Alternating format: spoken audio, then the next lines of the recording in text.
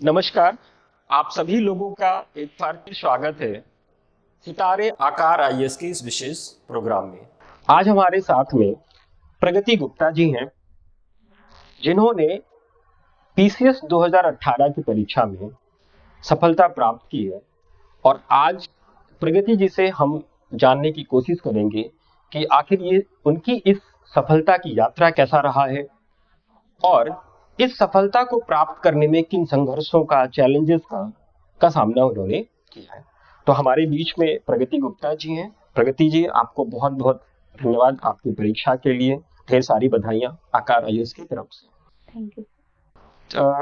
प्रगति जी, कैसा रहा चयनित होने के बाद में, सफलता के बाद में, रिजल्ट्स आने के बाद में कैसा रहा? क्या रिएक्शन था लोगों का?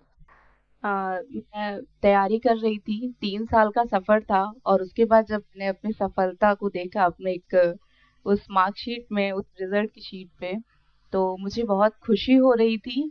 और इस चीज़ को सबसे पहले मैंने अपने पेरेंट्स से डिस्कस किया और अपने टीचर से डिस्कस किया और उस पूरी जर्नी को याद किया। तब मैंने पूरे अप डाउन देखने के बाद मुझे वो रिजल्ट मेरे सामने आया था। और ये बेसिकली तब हुआ था जब कोविड का टाइम था और सब लोग बहुत परेशान थे। तो ऐसे ही टाइम पे जब एक पॉजिटिव नोट पे मेरा रिजल्ट आया तो मैं बहुत खुश थी। जाहिर सी बात है कि मतलब कोविड के टाइम पीरियड में इस तरीके की सफलता बहुत बड़ा मायने रखती है। जी। जब मतलब पूरा जो लोग हैं, सोसाइटी है, वो इतनी सारी चीजें, इतने सारे वहाँ पे सिचुएशंस हैं जो एडवर्स हैं। कुछ प्रगति, अपने पृष्ठभूमि के बारे में, कुछ कहाँ से आपकी पढ़ाई स्टार्ट हुई, कहाँ से आपने ग्रेजुएशन किया, इन सब चीजों के बारे में कुछ बताइए। मैं बेसिकली सीतापुर से रहने वाली हूँ। मेरी जो 12th तक एजुकेशन है वो यूपी बोर्ड से रही है, सीतापुर से रही है। उसके बाद मैंने बीटेक किया है बरेली से, श्री राम मूर्ति स्मारक कॉलेज से, इलेक्ट्रॉनिक्स एंड कम्युनिकेशन में। उसके बाद 2014 के बाद जब मेरा रिजल्ट आ गया और मैं घर आ गई, तब मैं करियर के बारे में सोच रही थी कि मैं आगे क्या करूँगी। एंड आई डिसाइडेड कि मैं सिविल सर्विसेज के लिए आना चाहती थी। अच्छा, तो जी। मतलब ये है कि ग्रेजुएशन करने के बाद में आपने ये हाँ। सोचा कि सिविल सर्विसेज आपको ज्वाइन करना। जी। कौन सा ईयर रहा होगा, मतलब किस ईयर से आपने इसको अ, स्टार्ट किया? ये 2015 का समय था जब मैंने पूरी तैयारी अपनी लखनऊ से ही की है। हम्म। 2015 में लखनऊ में जो भी कोचिंग इंस्टीट्यूट्स अवेलेबल थे, टीचर्स थे, मैं उनसे मिली, डिफरेंट डिफरेंट जगह मैंने ट्राई किया। फिर मुझे जो टेबल लगा मैंने वहाँ पे क्लासेस भी की हम्म। और मैंने तभी से मेरी ये जर्नी स्टार्ट हो गई। 2015 के बाद मैंने 2015 और 2016 में फर्स्ट टाइम में पीसीएस की अपेयर हुई थी एंड अनफॉर्चुनेटली मेरा प्रीलिम्स नहीं निकला था। हम्म। 17 में मैं प्रीलिम्स मेंस इंटरव्यू तक गई थी और 18 में मेरा पूरा फाइनल सिलेक्शन। फाइनल सिलेक्शन हो गया था। अच्छा। जी। अ, क्या रणनीति थी प्रगति? जैसे बहुत सारे जो छात्र हैं वो हमसे भी पूछते रहते हैं कि सर, परीक्षा की तैयारी की रणनीति क्या होनी चाहिए, स्ट्रैटेजी क्या होनी चाहिए। आपकी अपनी स्ट्रैटेजी क्या थी? आप प्रारंभिक परीक्षा को लेकर, मुख्य परीक्षा को लेकर। जैसे कि मैंने बताया कि मैं 2015 से प्रिपरेशन को स्टार्ट किया। हम्म। मेरा बैकग्राउंड भी आर्ट से नहीं था, हिस्ट्री, ज्योग्राफी, पॉलिटी सारे सब्जेक्ट्स मेरे लिए नए थे। इसके लिए मैंने 2 चीज़ का सहारा लिया। एक तो जो मेरे कोचिंग के नोट्स होते थे वो, प्लस उसके साथ जो हमें रेगुलर क्लास में जो हमारे टीचर बताते रहते हैं कि आप एनसीईआरटी पढ़िए, बेसिक बुक पढ़िए। तो मैंने जो अपना स्टार्टिंग में किया वो इस तरीके से किया, जो नोट्स थे उसी को मैं एनसीईआरटी से क्लब करके पढ़ती थी साथ में, ताकि मेरी अंडरस्टैंडिंग अच्छे से डेवलप हो जाए। और जब एक बार कोई पर्टिकुलर चैप्टर पूरा हो जाता था, तो उसको मैं घटना चक्र से हम्म। चेक कर लेती थी कि जो मैंने पढ़ा है क्या उससे क्वेश्चन आते हैं। अगर आते हैं तो मेरी पढ़ाई में और उन क्वेश्चंस में क्या डिफरेंस है। उस डिफरेंस के अकॉर्डिंग मैं प्रोसेस में आगे बढ़ती रही और इस तरीके से मैंने अपने सब्जेक्ट्स को कवर किया। फिर रणनीति में बेसिकली जैसे कि अब पीसीएस में भी 3 लेयर हैं, आपका प्रीलिम्स है, मेंस है और इंटरव्यू है। प्रीलिम्स पे बेसिकली हम करंट अफेयर्स और हमारा जो जीएस है, history, geography, polity, economy, environment, economy, तो इसको हम लोग हाईपेक बोलते थे। तो हाईपेक हाईपेक अगर आपका हाईपेक तैयार है, कोर आपका तैयार है, तो आप इस एग्जाम में अच्छा परफॉर्म कर सकते हैं, प्लस करंट अफेयर्स के लिए। फिर वही फंडा था, प्रीलिम्स तैयार करना है, नोट्स तैयार करिए। नोट्स तैयार करने के बाद प्रीवियस ईयर पेपर की एनालिसिस करिए, किस चैप्टर से कितने क्वेश्चन आ रहे हैं, और अगर आ रहे हैं तो आपकी कितनी अच्छी तैयारी है। जैसे कि सर बहुत बार ऐसा होता है कि इन्वायरमेंट हम पूरा पढ़ लेते हैं, पर जैसे उसमें स्पीसीज आती हैं, नेशनल पार्क्स आते हैं, तो हमारे क्वेश्चन वो गलत हो जाते हैं, तो आपका वीक पॉइंट है। अगर ऐसा वीक पॉइंट अगर आता है तो उस स्टूडेंट को उस पर ज़्यादा फोकस करना चाहिए। सिमिलरली मैंने भी यही किया, मैंने हर सब्जेक्ट में अपने वीक पॉइंट्स निकाले और उसको तैयार किया। फिर उस पर्टिकुलर चीज़ पे मैंने टेस्ट सीरीज आप किसी भी इंस्टीट्यूट की ज्वाइन कर सकते हैं। इतना महत्वपूर्ण है टेस्ट सीरीज किसी बच्चे को, मतलब अगर हाँ, किसी छात्र को प्रीलिम्स की परीक्षा के लिए?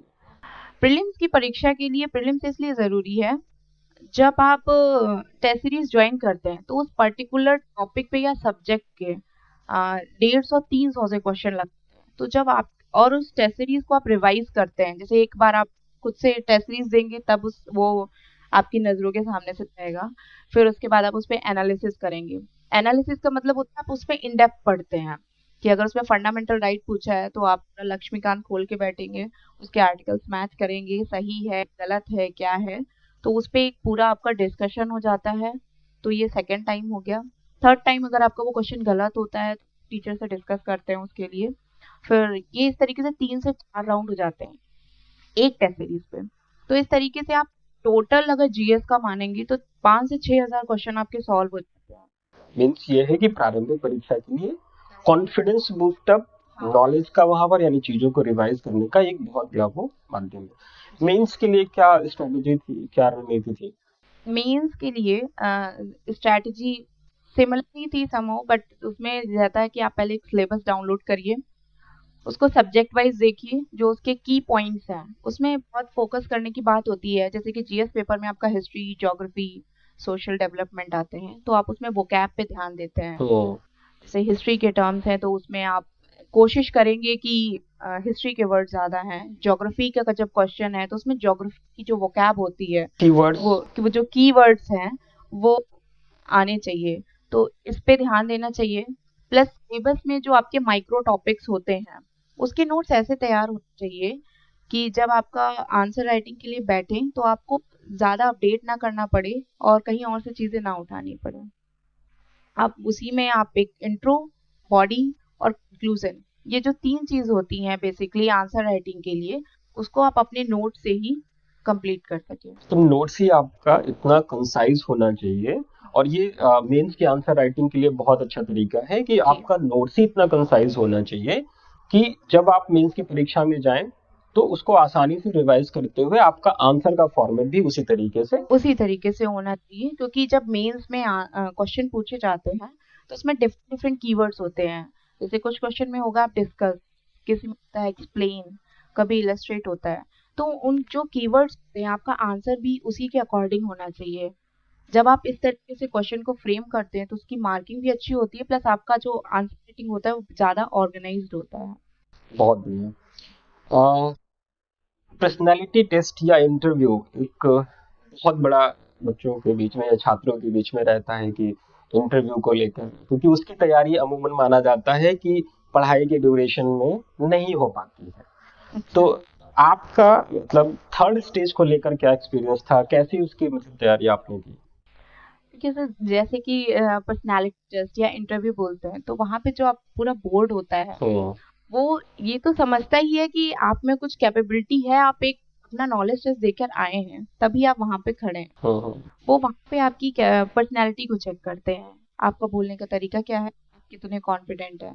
तो जब कोई भी बच्चा तैयारी करता है और इतने रेगुलर तरीके से करता है तो हार्ड वर्क, परसिवरेंस, कंसिस्टेंसी, ये सब उसकी पर्सनालिटी में आ चुकी होती है। बस कुछ जगहों पे उसको ध्यान देना होता है, जो उसकी हॉबी। और आप जब पर्सनालिटी टेस्ट के लिए उस आपको देना होता है, उस टाइम पे इंटरव्यू के लिए बैठना होता है, तो आप मॉक टेस्ट ट्राई कर सकते हैं। जब मॉक इंटरव्यू होते हैं और आप एक के सामने बैठते हैं तो यू विल रियलाइज कि आपको कहाँ पे कम है, कहाँ पे आपकी कमियां क्या हैं, आपके गुण क्या हैं। आप उस पे काम करते हैं, अपनी हॉबी को एक्सप्लेन करते हैं, और आप जो नॉलेज है उसको आप करंट जो सिचुएशन है, जो सिनेरियो है, उसे कैसे कनेक्ट कर सकते हैं, उसको चेक करते हैं, और आप इसी तरीके से तैयारी कर सकते हैं। प्रगति, आपका इंटरव्यू कैसा रहा, कैसा अनुभव था?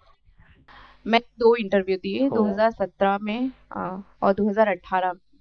मेरा इंटरव्यू समाउ अच्छा रहा था, क्योंकि मेरा बोर्ड था, पीएन त्रिपाठी सर का बोर्ड था, और वो शायद सोशियोलॉजी के ही प्रोफेसर रहे हैं बीएचयू में, हाँ। और मेरा ऑप्शनल भी सोशियोलॉजी है, और एमए भी सोशियोलॉजी से था। तो जब मैं वहाँ पे गई तो सर ने तो आपको कंफर्टेबल फील कराया कि आप बैठिए, और फिर उसके बाद हमारा एक इंटरव्यू तैयार हुआ। उतना टफ नहीं था जितना मैं सोच के जा रही थी यहाँ से। बहुत एक नॉर्मल सी बातचीत थी, और वो 20-25 मिनट के टाइम में आपको अपना बेस्ट देना होता है। तो उन्हें बताना होता है कि आप सुटेबल हैं इस जॉब के लिए, और अगर आपने वो 20 से 25 मिनट ऐसा कर लिया, and I think it is done, ये आपके लिए सिलेक्शन के लिए आगे बढ़ जाते हैं। जी। प्रगति, एक लड़की होने के नाते, एक गर्ल होने के नाते, वो भी आप उत्तर प्रदेश के, आप जिस बैकग्राउंड से आप आ रहे हैं, कितना मुश्किल था ये परीक्षा या इसकी तैयारी करना, कितना मुश्किल था? यूपी में जैसे कि लड़कियों को ज्यादा बढ़ावा नहीं देते पढ़ाई का, ऐसा रहा है। अब तो खैर सब बहुत प्रमोट करने लगे हैं। तो मेरे लिए तो सबसे बड़ी समस्या यही थी कि मैंने बीटेक कर लिया अपनी मर्जी से, बट मैं अब करूँ क्या, क्योंकि जॉब नहीं कर सकते या कुछ नहीं कर सकते हैं। तो मैं हर किसी से यही कहना चाहती हूँ कि मैं चाहती तो बैठ जाती, मैं नहीं करती तैयारी कि नहीं जॉब करने दे रहे हैं, बट आप उठिए। अगर आप सोच सकते हो कि आप कुछ कर सकते हो, लड़कियां पढ़ने में भी तेज होती हैं, प्लस वो ज्यादा कंसंट्रेटेड होती हैं, ऐसा मेरा मानना है। तो वो फोकस्ड होकर तैयारी करती है तो वो बहुत बेटर परफॉर्म करती है। तो लड़कियों के लिए मेरा ये मैसेज है कि आप अपने मन में ठान लीजिए कि मुझे करना है। बस एक डिसिप्लिन्ड हो जाइए, सुबह उठिए, तैयारी करिए, न्यूज़पेपर पढ़िए, जो आपके डेली कोर्स होते हैं सभी को करने होते हैं, उसके लिए टाइम अलॉट कर दो। हर चीज का जब आप टाइम अलॉट कर देंगी तो आप अपने लिए भी समय निकाल पाएंगी, और जब आप अपने लिए समय निकालेंगी तो फिर इस एग्जाम में बस 2 ही चीजें जरूरी हैं। एक आपका हार्डवर्क, और आप अपनी पढ़ाई को कितना टाइम देते हैं, कितने अच्छे से उसको मैनेज करते हैं। ये चलिए भाई, छात्राओं को या जो प्रगति की जूनियर है, जो भी तैयारी कर रही है, प्रगति की बात को आप जरूर सुने। ठीक।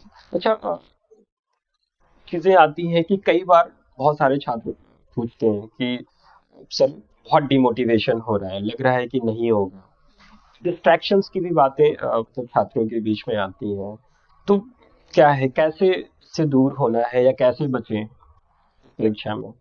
कि इस परीक्षा में स्पेशली आजकल कोविड के बाद से 2 चीजें आ गई हैं, एक मोटिवेशन और एक डिस्ट्रैक्शन। डिस्ट्रैक्शन क्या है कि आजकल आप टेलीग्राम है, व्हाट्सएप है, डिफरेंट ग्रुप्स हैं, इवन मैं भी यूट्यूब स्क्रॉल करती हूँ, उसमें दिखाते हैं 300 रुपए में पूरा कोर्स करिए। मतलब ये पॉसिबल ही नहीं है। 2 साल की जर्नी है, अगर आपका बैकग्राउंड वैसा नहीं है तो टाइम लगेगा।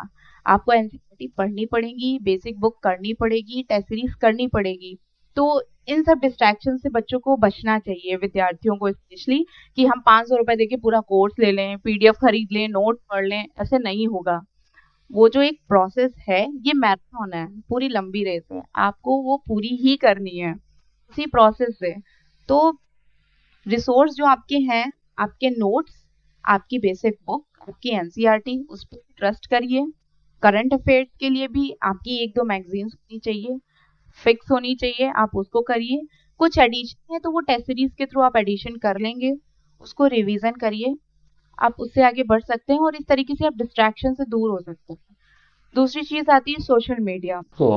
सोशल मीडिया बहुत डिस्टर्ब करती है सबको, स्पेशली जो आजकल सब बच्चे आ रहे हैं। उसके लिए भी मैं सबको बोलूंगी, एक ऐप आती है फॉरेस्ट, उसमें टाइमर लग जाता है। उसमें आप टाइमर लगाते हैं, उसको फिक्स करते हैं, तो आप उस टाइम तक आपके कोई भी ऐप नहीं खुलेंगे। तो वो आपका टाइम ना प्रॉपर स्टडी के लिए अवेलेबल रहता है। बट अगेन एक चीज, आपका डिसिप्लिन और आपका डिटर्मिनेशन ऐसा होना चाहिए। ऐसा नहीं हो कि आप उसमें टाइमर लगा दिया फिर आप चेंज कर रहे हैं। इन सब ऐप को यूज करके आप अपने सोशल मीडिया या फिर और जो डिस्ट्रैक्शन के तरीके हैं उनसे बच सकते हैं, डिटर्मिनेशन और डिसिप्लिन से। दूसरी चीज आती है डीमोटिवेशन।